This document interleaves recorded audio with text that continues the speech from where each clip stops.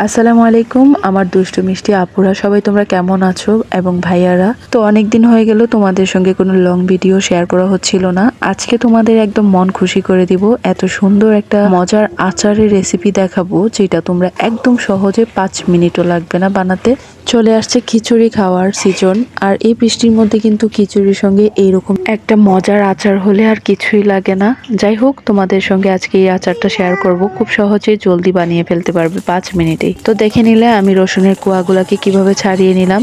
তো এখন কিন্তু বাজারের রসুনগুলো অনেক সস্তায় পাওয়া যাচ্ছে, সেই জন্য আমি ভাবলাম এই সিজনেই তোমাদের সঙ্গে এই সহজ একটা রেসিপি শেয়ার করে দেখাবো, যে আচারটা তোমরা বানিয়ে সারা বছর খেতে পারবে।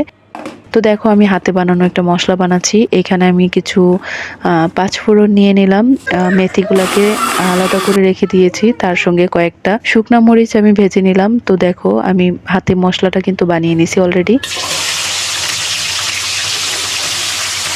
এবার আমি হাফ লিটার খাঁটি সরিষার তেলের মধ্যে রসুনগুলা দিয়ে লবণ হলুদ দিয়ে দিলাম। তো একটু নেড়ে চেড়ে আমি এখন কিছু মশলা অ্যাড করছি। দেখো, এটা হচ্ছে রসুনের গুঁড়া, 1 চা চামচের মতো দিলাম। তারপর আরও কিছু রসুনের গুঁড়াটা দিয়ে দিলাম, আরও দিয়ে দিচ্ছি 1 চা চামচ ধনিয়ার গুঁড়া। তো তারপর আমি 1 চা চামচের মতো মরিচের গুঁড়া দিলাম। এই আচারটাতে যেহেতু বোম্বাই মরিচ দেওয়া হবে, সেই জন্য পরিমাণ মতো ঝালটা দিতে হবে। এবার আমি আমার পছন্দ মতো ঝাল অ্যাড করব। 3টা আস্ত বোম্বাই মরিচকে এইরকমভাবে মাঝখান থেকে কেটে দিয়ে দিচ্ছি।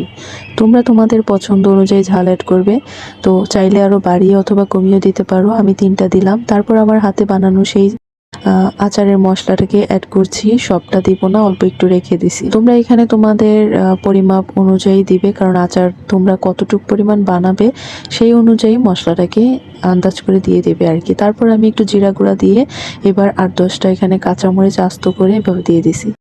যারা আরেকটু ঝাল করতে চাও আচারটাকে, তারা এখানে কাঁচামরিচটাকে একটু ফালি করে দিয়ে দিতে পারো অথবা বাড়িয়েও দিতে পারো। আমি এবার ঝালের পরিমাণটাকে ব্যালেন্স করার জন্য অল্প পরিমাণে চিনি দিয়ে দিলাম। চিনিটা আমি মেজারমেন্ট কাপে মেপে দিইনি, তাই আমি আন্দাজ করে দিয়ে দিছি, হাফ কাপ থেকে একটু কম হবে। চিনির সঙ্গে কিন্তু আমি 4-5টা তেঁতুলের কোয়া দিয়ে দিলাম, একদম আস্ত।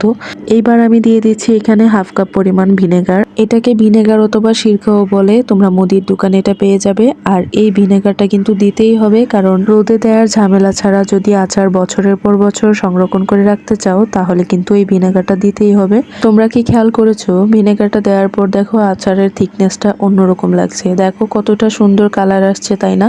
যতটা সুন্দর লাগছে দেখতে, তার থেকেও বেশি খেতে ভালো লাগবে আশা করছি। তো তোমাদের যদি আজকের এই আচারের রেসিপিটি ভালো লেগে থাকে, তাহলে আমাকে একটা লাইক কমেন্ট করে জানিও। দেখো, আমার আচার বানানো কিন্তু হয়ে গেছে, আর অল্প সময় বাকি, মানে আর 2-1 মিনিট নেড়ে চেড়ে তারপর আমি চুলাটা অফ করে দিচ্ছি। তো দেখেও নিশ্চয়ই বুঝতে পারছো যে কতটা লোভনীয় আর কতটা মজাদার হয়েছিল। এই তো হয়ে গেল আমার বোম্বাই মরিচের ঝাল ঝাল আচার। তো আজকের ভিডিওটা এখানে শেষ করছি। সবাই ভালো থেকো, সুস্থ থেকো, আর আমাকে কমেন্ট করে জানিও আজকের ভিডিওটা কেমন হলো। তো আবার ইনশাআল্লাহ দেখা হয়ে যাবে তোমাদের সঙ্গে অন্য কোনো ভিডিওতে অথবা অন্য কোনো রেসিপি নিয়ে। আল্লাহ হাফেজ, tata, take care, bye by.